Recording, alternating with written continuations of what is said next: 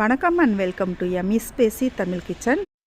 இன்றைக்கி நம்மளோட சேனலில் சிவராத்திரி விரதம் முறைப்படி இருப்பது எப்படி, அடுத்து வந்துட்டு சிவராத்திரி அன்னைக்கு செய்யக்கூடியதும் செய்யக்கூடாததும் என்னென்ன விஷயங்கள், இது எல்லாமே பார்க்க போகிறோங்க. ரொம்பவே சக்தி வாய்ந்த விரதம் இந்த சிவராத்திரி விரதம். இந்த சிவராத்திரி வழிபாடு நம்ம வாழ்க்கையில் நம்ம இன்னும் வந்துட்டு நல்ல நிலைமைக்கு போகிறதுக்கும், நல்ல வெற்றிகள் கிடைக்கிறதுக்கும், குழந்தை பாக்கியம் தர்றதுக்கும் அவ்வளோ ஒரு நல்ல ஒரு வழிபாடுங்க இந்த சிவராத்திரி விரதம். நீங்கள் இருந்தீங்க அப்படின்னு சொன்னால் கண்டிப்பாக வந்துட்டு உங்களோட வாழ்க்கை நிலைமை வந்துட்டு நல்ல நிலைமைக்கு மாறும். நீங்கள் ஒரு தீராத கஷ்டத்தில் இருக்கீங்களா? எவ்வளவோ பிரச்சனைகள்லாம் இருக்குது. நாங்கள் வந்துட்டு எவ்வளோ வழிபாடு பண்ணிட்டோம், எவ்வளவோ கோயில்களுக்கெலாம் போயிட்டோம், என்னென்னமோ பண்ணிட்டோம். ஆனால் வந்துட்டு எங்களுக்கு கஷ்டம் தீரலைன்னு நினைக்கிறீங்களா? கட்டாயமாக வந்துட்டு இந்த சிவராத்திரி வழிபாடு பண்ணி பாருங்கள். உங்களோட கஷ்டங்கள் எல்லாமே இருக்க இடம் தெரியாமல் போகிறத உங்களால் கண்கூட பார்க்க முடியும். உங்கள் வாழ்க்கையுமே வந்துட்டு நல்ல நிலைமையில் மாறுறது, அடுத்து வந்துட்டு எடுக்கக்கூடிய காரியங்கள் எல்லாத்துலேயுமே வெற்றி கிடைக்கிறது. அடுத்து தொடர்ந்து நீங்கள் சிவராத்திரி விரதம் ஒவ்வொரு வருடமும் இருந்துக்கிட்டு இருந்தீங்க அப்படின்னு சொன்னால் கண்டிப்பாக வந்துட்டு சொர்க்கலோகம் கிடைக்கும் அப்படின்னு சொல்லுவாங்க. அது ஒரு ஐதீகங்க. அந்த மாதிரி சிவராத்திரி விரதம் இருக்கிறவங்களுக்கு தெய்வத்தின் அருள் முழுமையாக கிடைக்கும். அது என்ன அப்படின்னு சொல்லிட்டு பார்க்கலாம். வாங்க வீடியோக்குள்ளே போகலாம். அதுக்கு முன்னாடி ஒரு சின்ன விஷயங்க. இந்த வீடியோவுக்கு நீங்கள் பண்ணக்கூடிய ஒவ்வொரு லைக் தான் எனக்கு பண்ணக்கூடிய ஒரே ஆதரவு சப்போர்ட். ஸோ இந்த வீடியோ பிடிச்சிருச்சுன்னா லைக் பண்ணி சப்ஸ்கிரைப் பண்ணிக்கோங்க. நிறைய பேர் வந்துட்டு சப்ஸ்கிரைப் பண்ணாமல் லைக் பண்ணாமல் பார்த்துக்கிட்டு இருக்கீங்க. எனக்காக சப்ஸ்கிரைப் பண்ணி லைக் பண்ணிக்கோங்க. சிவராத்திரி அன்னைக்கு நம்ம காலைல எந்திரிக்கிறோம் இல்லையா? காலைல எந்திரிச்சிட்டு குளிச்சிடணுங்க. அதிகாலையிலே குளிச்சிடணும். குளிச்சுட்டு நீங்கள் வந்துட்டு மாத்திரை சாப்பிட்றவங்களா இருந்தீங்க, உடம்புக்கு சரியில்லை, ப்ரெஷர் சுகர் இருந்துச்சு, இல்லை கர்ப்பமாக இருக்கீங்க அப்படின்னு சொன்னால் உங்களுக்கு விரதம் இருக்கவும் ஆசையாக இருக்குது. ஆனால் பட்னியாக இருக்க முடியாது. அப்படி ஒரு சுச்சுவேஷன் இருக்கும் இல்லையா? அந்த மாதிரி இருந்துச்சுன்னா பால், பழங்கள் சாப்பிட்டுக்கலாம். நீங்கள் வந்துட்டு சமைச்ச உணவை தவிர்த்துட்டு அவல், பொரி, அடுத்து பார்த்தீங்கன்னு சொன்னால் அந்த பழங்கள் இந்த மாதிரி ஐட்டங்களை வந்துட்டு நீங்கள் சாப்பிட்டுக்கலாங்க. இந்த மாதிரி உணவுகளை சாப்பிட்டுட்டு நீங்கள் சிவராத்திரி விரதம் இருக்கலாங்க. காலைல எந்திரிக்கிறீங்களா? குளிக்கணும்னு சொல்லியிருக்கீங்க. குளிச்சுட்டு நல்லா தலையோட குளிச்சிருங்க. தலையோட குளிச்சுட்டு அன்னைக்கு எந்திரிக்கிறதுலேருந்து அன்னைக்கு ஃபுல்லாகவே ஓம் நம சிவாய, சிவாய நம இது சொல்லிக்கிட்டே மனசுக்குள்ளே நீங்கள் நினச்சிக்கிட்டே இருக்கணும். அடுத்து பார்த்தீங்கன்னா குளிச்சுட்டு நித்தியப்படி நீங்கள் பூஜை பண்ணுறீங்க அப்படின்னு சொன்னால் பூஜை பண்ணிக்கலாங்க.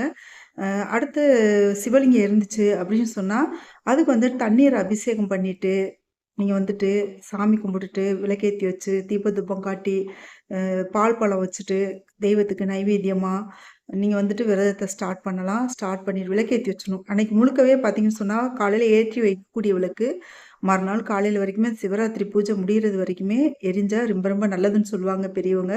அதனால் பாருங்கள், முடிஞ்சு உங்களுக்கு எல்லாம் என்ன எல்லாம் இருந்துச்சு அப்படின்னு சொன்னால் முடிஞ்ச வரைக்கும் அன்றைக்கி ஒரு நாள் மட்டுமாவது இன்னைக்கு காலையில் ஏற்றி வைக்கக்கூடிய விளக்கு அணையா விளக்கா மறுநாள் காலையில் அந்த சிவராத்திரி பூஜை முடிகிறது வரைக்குமே அந்த விளக்கு எரியிற மாதிரி பார்த்துக்கோங்க. வீட்டில் இருக்க தெய்வங்களுக்கு எல்லாத்துக்குமே சந்தன குங்குமம் தொட்டு வச்சுட்டு, சந்தனம் இல்லைன்னு சொன்னால் மஞ்சள் குங்குமம் தொட்டு வச்சுட்டு, குலதெய்வத்துக்கு தண்ணீர் எடுத்து வச்சுட்டு, நீங்கள் நித்தியப்படி பூஜை பண்ணுவீங்க இல்லையா? அது கட்டாயம் பண்ணிட்டு தான் இந்த விரதத்தை நீங்கள் ஸ்டார்ட் பண்ணணும். இந்த விரதத்தை ஸ்டார்ட் பண்ணுறதுக்கு முன்னாடி விநாயகரை மனசார வணங்கிக்கோங்க. அடுத்த குலதெய்வத்தை மனசார வணங்கிக்கோங்க. இந்த விரதம் வெற்றிகரமாக முடியணும், நான் கேட்கக்கூடிய வரங்கள் எல்லாம் எனக்கு கிடைக்கணும் அப்படின்னு சொல்லிட்டு நீங்கள் மனசார தெய்வங்களை வேண்டிக்கோங்க.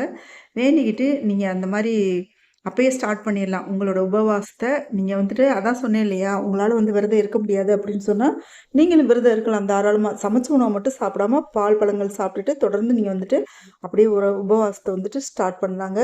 அன்னைக்கு ஃபுல்லாகவே நீங்கள் சிவன் சம்பந்தப்பட்ட பாடல்கள், சிவன் சம்பந்தப்பட்ட மந்திரங்கள் எது உங்களால் சொல்ல முடியுமோ, சிவபுராணம் எது வேணாலும் நீங்கள் சொல்லலாம்.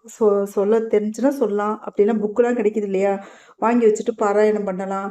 அது எங்களுக்கு எதுவுமே தெரியாதுங்க, எனக்கு அதெல்லாம் அந்த அளவுக்குலாம் எனக்கு தெரியாது அப்படின்னு நீங்கள் நினச்சிங்க அப்படின்னு சொன்னால் ஓம் நம சிவாய இது தாராளமாக நம்ம எல்லாருமே சொல்லலாம் இல்லையா? ஓம் நம சிவாய மனசுக்குள்ள நீங்கள் ஓம் நம சிவாய, ஓம் நம சிவாய அப்படின்னே நீங்கள் நினச்சிட்டே இருங்க. வேறு எந்த சிந்தனைக்கு அன்னைக்கு ஃபுல்லாகவே இடம் கொடுக்காதீங்க. இந்த சிவராத்திரி விரதம் இருக்கிறவங்க எக்காரணத்தை கொண்டுமே அன்றைக்கி பகல் ஃபுல்லாக தூங்கக்கூடாது, நைட்டும் தூங்கக்கூடாது. நீங்கள் உங்களால் நைட்டு தூங்க முடியாது, பகலில் கொஞ்சம் கூட கண்ணை அசரக்கூடாதுன்னு சொல்லுவாங்க. அதனால் பாருங்கள், பகலில் ஒரு சிலருக்கு மதியம் சாப்பிட்டோன்னே தூங்குற பழக்கம்லாம் இருக்கும். அந்த மாதிரிலாம் தூங்கிடாதீங்க. அன்றைக்கி நைட்டும் பார்த்தீங்கன்னு சொன்னால் தூங்கக்கூடாது. சரி, நான் சொன்னேன் இல்லையா?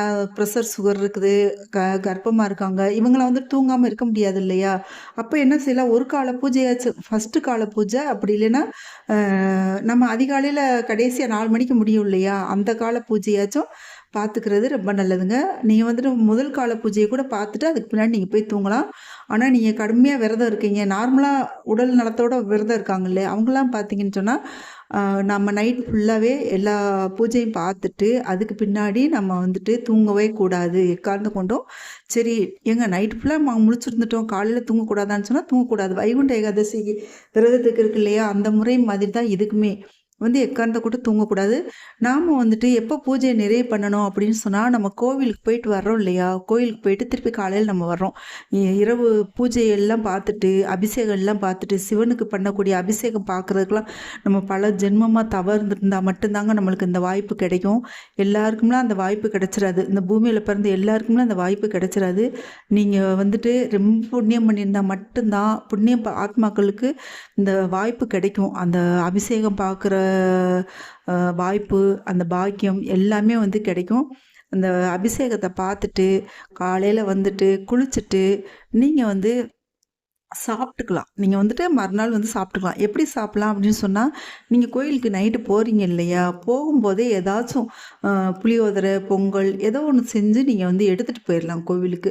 அங்கே வரக்கூடிய மக்களுக்கு அந்த பூஜையெல்லாம் முடிஞ்சிடுது இல்லையா, அதிகாலை பூஜை 4 மணி பூஜை முடிஞ்ச பின்னாடி, அதுக்கு முன்னாடி கொடுக்கக்கூடாதுங்க. முடிஞ்ச பின்னாடி இந்த பிரசாதத்தை வந்திருக்கவங்களுக்கெல்லாம் கொடுக்கறது பெரும் பாக்கியம், பெரும் புண்ணியம் கிடைக்கக்கூடியது. அத்தனை ஆத்மாக்களுக்கு அந்த பூஜையை பார்த்தவங்களுக்கு உங்கள் கையால் பிரசாதம் கொடுக்குறீங்க இல்லையா, அது மகா பாக்கியம் இருந்தால் மட்டும்தான் செய்ய முடியும். உங்களால் முடிஞ்சிச்சு அப்படின்னு சொன்னால் அது மாதிரி ஏதாச்சும் நம்ம விரதத்துக்குன்னு சமைச்சு எடுத்துகிட்டு போய் சித்திரான்னங்கள் ஏதாவது புளியோதரை, லெமன் சாதம், தயிர் சாதம், பொங்கல் இந்த மாதிரி வெரைட்டி ரைஸ் மாதிரி ஏதாவது செஞ்சு எடுத்துகிட்டு போய் பூஜை முடிஞ்ச பின்னாடி எல்லாருக்கும் கொடுக்கலாம். அது ரொம்ப ரொம்ப விசேஷமானதுங்க. உங்களுக்கு அதுவும் அந்த பூஜையை கண்குளிர பார்த்தவங்களுக்கு கொடுக்குறீங்க இல்லையா, அது அவ்வளோ பெரிய பாக்கியம் பாருங்கள். அடுத்து அப்படி இல்லை அப்படின்னு சொன்னால் நீங்கள் பூஜையை பார்த்துட்டு நீங்கள் வீட்டுக்கு கட்டாயம் எடுத்துகிட்டு போகணுமானா அப்படிலாம் இல்லைங்க. உங்களால் முடிஞ்சால் எடுத்துகிட்டு போங்க, அப்படி இல்லைன்னா ஒன்றும் பிரச்சனை இல்லை. அதுக்கு பின்னாடி நீங்கள் வீட்டுக்கு வந்துடலாங்க. வீட்டுக்கு வந்துட்டு நீங்கள் குளிச்சுட்டு நல்லா குளிச்சிடணும், கொஞ்சம் நேரம் உட்காந்துடணும். வந்த உடனே அப்படி நேராக பாத்ரூம் போகக்கூடாது. ஏன்னா நீங்கள் பெரிய பூஜை, மகா சிவராத்திரி பூஜையை நீங்கள் பார்த்துட்டு வந்திருக்கீங்க, விரதம் இருந்துட்டு வந்திருக்கீங்க. போன உடனே எப்போவுமே கோயிலுக்கு போனோடனே தட நம்ம பாத்ரூம்குள்ளே நுழையக்கூடாது, போய் கைகளை கழுவி விடக்கூடாது.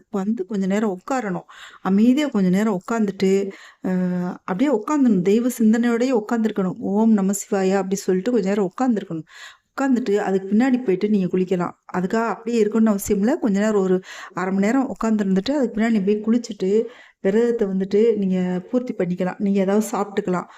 வீட்டுக்கு வந்த பின்னாடி குளிச்சுட்டு சாப்பிட்டுக்கலாம். சாப்பிட்டுட்டு ஆனால் தூங்கக்கூடாது. அன்றைக்கி ஃபுல்லாகவே பார்த்தீங்கன்னு சொன்னால் தூங்கக்கூடாது. நம்ம வைகுண்ட ஏகாதசி விரதத்துக்கு எப்படி கண்ணு கூட கொஞ்சம் அசரக்கூடாதுன்னு சொல்லுவாங்க இல்லையா, அந்த வைகுண்ட ஏகாதசி விரதத்தை அன்னைக்கு நைட் ஃபுல்லாக முழிச்சிருந்துட்டு மறுநாள் விரதம் விட்டுட்டு அடுத்து அன்னைக்கு ஃபுல்லாக எப்படி தூங்கக்கூடாதுன்னு சொல்லுவாங்க, அதே மாதிரி தான் சிவராத்திரி விரதத்துக்கும் கொஞ்சம் கூட கண்ணை அசரக்கூடாது, படுக்கக்கூடாது. அன்னைக்கு ஃபுல்லாகவே படுக்கக்கூடாது, முதல் நாளும் படுக்கக்கூடாது, அந்த விரதம் முடிச்ச பின்னாடியும் படுக்கக்கூடாது. ஆனால் சாப்பிட்டுக்கலாம். நம்ம விரதத்தை முடிச்சுட்டு நம்ம என்ன வேணாலும் சாப்பிட்டுக்கணும். ஆனால் அன்றைக்கி நான்வெஜ் சாப்பிடக்கூடாது. அந்த விரதத்தை முடிக்கிறீங்க இல்லையா, அன்றைக்கி நம்ம சைவ சாப்பாடு தான் சாப்பிடணும்.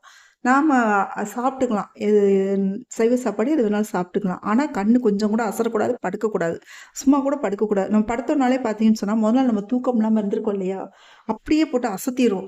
அதுக்கு தான் பெரியவங்க சொல்லுவாங்க, நீ முதல் நாள் விரதம் இருந்ததே பிரயோசனம் இல்லாமல் போயிடும், தயவு செஞ்சு தூங்கிடாத அப்படின்னு சொல்லி வீட்டில் இருக்க பிள்ளைங்களுக்கு சொல்லுவாங்க.